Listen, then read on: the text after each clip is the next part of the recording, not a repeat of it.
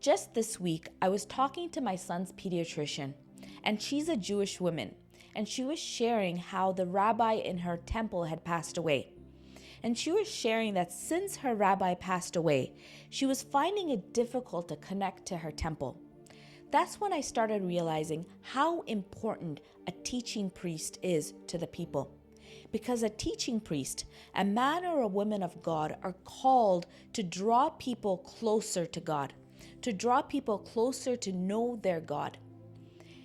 Sometimes the enemy brings a lie that a man and a woman of God or a teaching priest becomes a mediator between God and them.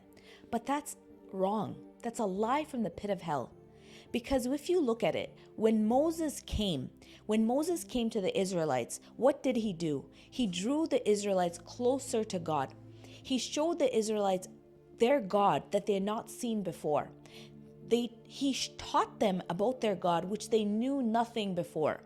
Their teaching priests, their man of God, brought them closer to God. I want you to read with me Proverbs chapter 2, verse 20. It says that thou mayest walk in the way of good men and keep the paths of the righteous. So Proverbs is calling us that we may walk in the way of good men. So the men and women of God that God sends us, that we should walk in the way of good men, that we may keep the paths of the righteous. So men and women of God that are sent to us, they become a way for us to walk towards God, to show us the path to walk. If you read with me in Psalm 111 verse 10, it says, "The fear of the Lord is the beginning of wisdom." That's a Psalm 111 verse 10. But if you go to Proverbs 9:10, you'll read, "The fear of the Lord is the beginning of wisdom." They sound very similar. Why? Because Psalms were written by King David, and the Proverbs were written by his son, King Solomon. So when you see here, King David was a covering for Solomon. He was a man of God for Solomon that showed Solomon the way to go. When you read Proverbs, it is the revelations of Solomon, but those revelations had a starting point. The starting point was his father, King David. When a man or a woman God is sent to you, their revelations birth more revelations in you.